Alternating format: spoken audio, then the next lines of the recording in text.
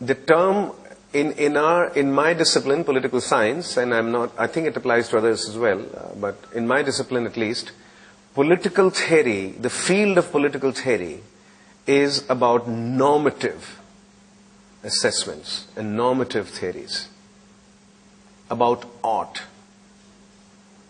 about should or should not. It's not about is, was, are. Whether liberals committed to freedom, individual freedom. There is one thing liberals are committed to above all: individual freedom. There are other things you can add to it. Right? You can add limited government, etc. One thing that defines liberalism is commitment to individual freedom. That is why the idea that Nagaland, even if it wants to break away, cannot, is troubling for liberalism. It's a troubling thought. Right? And there's a second order theory that is invoked to explain as I did, right? On the first order theory, that if Nagaland wants, first order theory would be, if Nagaland wants to break away, it should. Second order begins to talk about consequences of that and modifies the first order. Right? Now that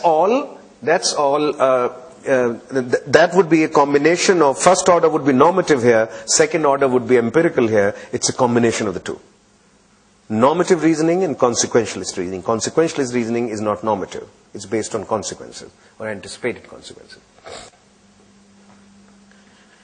So, can liberals committed to individual freedom support group rights, ethnic rights of any kind? Those committed to individual freedom, can they support group rights? When groups claim that certain practices, certain kinds of, certain modes of behavior, certain practices, certain modes of behavior, certain institutions are integral to their group life. Without that, they cannot conceptualize group life.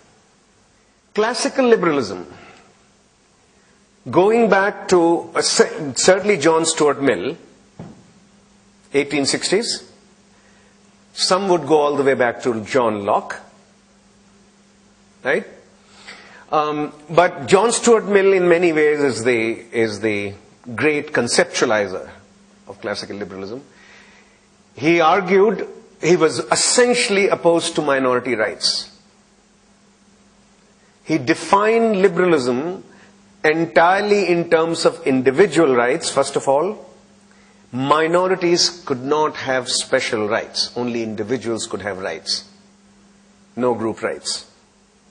He also argued that smaller groups in any society must assimilate. Minorities must assimilate to the majority culture, to the majority institutions. He defended it as on liberal grounds, okay? However harsh it sounds to your ears now, on liberal grounds he defended it. He also argued that there were superior civilizations and inferior civilizations in the world. And inferior civilizations had to learn from superior civilizations. Let us go through each of these steps in the argument to understand where classical liberalism stood on this question, and then turn to modern day liberalism and where it's headed. This you've seen before. It is in general, he argued, a necessary condition of free institutions that the boundaries of government should coincide in the main with those of nationalities. One nation, and then it was equated with language, one language. We have discussed this. Mill thought linguistic diversity was a special, virtually insuperable hindrance to nation making. Thus, linguistic diversity must be flattened. No minority languages. Must be flattened. Everyone should speak the same language in national unit. Second, this is an argument about smaller groups and larger groups, or inferior groups or superior groups. Nobody can suppose that it is not beneficial to a Breton or a Basque to be brought into the current of ideas and feelings of a highly civilized and cultivated people, to be a member of the French nationality, than to sulk on his own rocks, the half-savage relic of past times, revolving in his own little mental orbit, without participation or interest in the general movement of the world. The same remark applies to the Welshman or the Scottish Highlander as members of the British nation. The Scots and Welsh should assimilate to the English centre of UK, or Britain. And the Basque and the Bretons should assimilate to the Parisian centre of France. Pick up the French language, accept that Paris is the center of France, and the area around Paris is the center of France, and that culture would be the culture of France, just as English culture would be the culture of Britain. This particular line of argument then is taken to another level, where he distinguishes. This would be also surprising. I don't know whether you've seen this before in your discussions of Mill, in your classes, but Professor Uday Mehta has a stunning book called Liberalism and Empire, where he goes through Mill's discussion of white colonies and non-white colonies. The first great liberal thinker, the founder of modern liberalism, argued that white settler colonies had a superior civilization. Canada, Australia, New Zealand, and South Africa deserved representative government. But non-white colonies, India, Malaya, Burma, and African colonies, were culturally very distant from us, in favor inferior civilizations. They deserved enlightened despotism, not representative government. Until tutored enough to reach an advanced stage of civilization, the British would teach Indians how to be modern, and Malaysians how to be modern, and Nigerians how to be modern. And once they've achieved that state, liberal democracy would work. Until that time, enlightened despotism. This is a classical liberal argument. The defense of India in between this late 1780s and 1830s or 1840s, the defense of India in public sphere was made most vigorously, or was presented more vigorously, by the conservatives, not the liberals, led by Edmund Burke. 7.5 volumes of his 12 collected volumes are on India, though he's more famous for his writings on the French Revolution.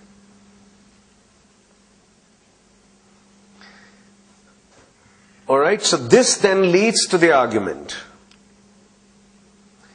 If common loyalty to a political center was a precondition for democracy to function, if a multi-ethnic society was likely to have many loyalties, not one, only under the tutelage, a more politically advanced ethnic group can order be made, under the tutelage of a more advanced, under the tutelage of a more politically advanced ethnic group can order be maintained, ethnic conflicts avoided. Tutelage was necessary until a civic consciousness towards a political center, not to an ethnic group, emerged. John Locke also argued that three kinds of people could not be given freedom. Children were incapable of reason, therefore could not be given freedom. He also argued that insane people could not be given freedom. And the third group was women. The modern liberalism begins with Locke, and in each case the argument was they were not capable of reason, rational thinking. This is the same argument extended to non-white colonies. Not capable of reason and rational thinking. Given too much to emotion, given too much to impulse, given too much to superstition. Hence, tutelage by a superior group would only raise the levels of the entire nation. And assimilation to the center, assimilation to the larger and more superior group would raise the level of the entire nation. entire spatial unit we're talking about.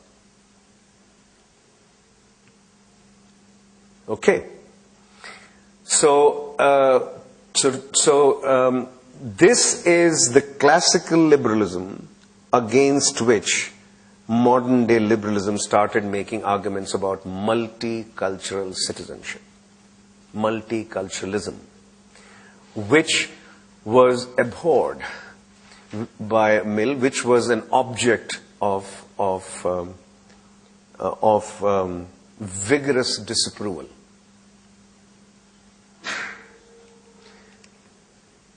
Will Kimlicka, a Canadian political theorist, along with Charles Taylor, whom we discussed to some extent, but Will Kimlicka is the leading theorist of multiculturalism today, and he says, I would give you, unlike Mill, a liberal defense of minority rights. Liberal defense of minority rights.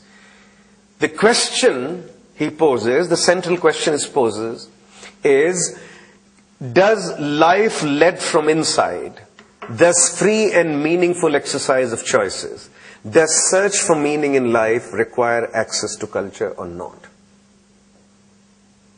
Can we live freely, express ourselves freely, interact meaningfully if we don't have access to our culture? Can simply supply of information to us allow us to choose freely and meaningfully? He argued meaningful freedom requires access to culture, not only the freedom to say what is important, which will be given by culture, which can be changed later, but it could be founded, the conception would come from culture, but also lead life accordingly, social life, educational life, religious life, etc. And also made the claim that smaller cultures often disappear if not used in institutions. If languages are not used in schools and media, they tend to disappear. Languages in particular, an example that appears in the book again and again. And that requires, and this is a somewhat controversial point, protection by the state. Not only promotion by civil society groups, Nadar Sangam creating institutions for Nadars, or Kannadiga societies creating institutions for Kannada people, but he says that is typically not enough. State protection is required for survival, at least, of smaller linguistically based cultures, smaller tribal cultures, etc. And if you can show that life can be led freely and meaningfully and from the inside, just let's simplify it, freely and meaningfully. Life can be led freely and meaningfully without culture. I'm prepared to concede that Mill was right. Mill was wrong, because life cannot be lived freely and meaningfully without access to culture. And a liberal would have to support free and meaningful life. Life lived with freedom and meaning. This particular claim then leads him to make two kinds of arguments. One about what two kinds of groups. He draws a distinction between national minorities and ethnic groups. And then he also talks about what kinds of rights each would have. Right.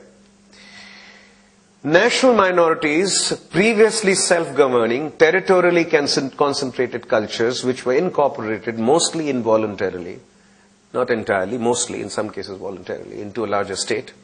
National minorities wish to maintain themselves as distinct societies and demand autonomy of self-government. Kimlicka also calls them later on societal cultures, cultures whose practices and institutions cover the full range of human activities encompassing both public and private life. More or less nations into themselves, or call them something like nations into themselves, proto-nations into themselves. A full range of human activities are covered by their institutions. Right? They're incorporated involuntarily. Kashmir might make that claim today, incorporated involuntarily in India. Northeast might make that claim today. These are claims that were born out of Canada first and then extended, where the indigenous people of Canada were saying they were there first, Europeans came later, Europeans conquered them, Canada became a European state, French and English speaking. The tribes of Canada were there first, and they're geographically concentrated, and they shouldn't be expected to assimilate to either the French culture or the Anglo culture. They had a culture of their own. But you can easily extend to India, you can easily extend to other societies as well, this particular argument. But what are ethnic groups? He separates ethnic groups, he defines ethnic groups as immigrant communities who chose, mistake there, who chose to live outside their homeland. They typically wish to integrate into the larger societies to be full members. National minorities might wish to keep their distinctiveness. Immigrants tend to integrate. Ethnic groups should not be given the rights and resources to form their own societal culture. In deciding to uproot themselves, immigrants voluntarily relinquish some of the rights of national membership. Special efforts should nevertheless be made to accommodate the cultural differences of immigrants. So, for example, he argues that self-government should not be given to immigrants, either in the form of federalism, right, or in some other form. Self-government should not be given to ethnic groups that voluntarily migrated, but their culture and religion should be protected. So different kinds of rights, but different kinds of rights. National minorities have a primary claim, and ethnic groups have a secondary claim on group differentiated rights. Internal restrictions are claims the group makes against its own members, not with respect to the larger society. These rights raise the danger of individual oppression in the name of cultural tradition, religious orthodoxy, group solidarity, or cultural purity. Which one of these should a modern day liberal support? He argues and proposes liberals can and should endorse certain external protections where they promote fairness between groups, but should reject internal restrictions which limit the right of group members to question and revise traditional authorities and practices. So, a Muslim has a right to rebel against the mullah, and the mullah cannot claim that this particular rebellion is anti-Islamic, therefore to be punished. So this is also in some brands of literature is called the option of exit.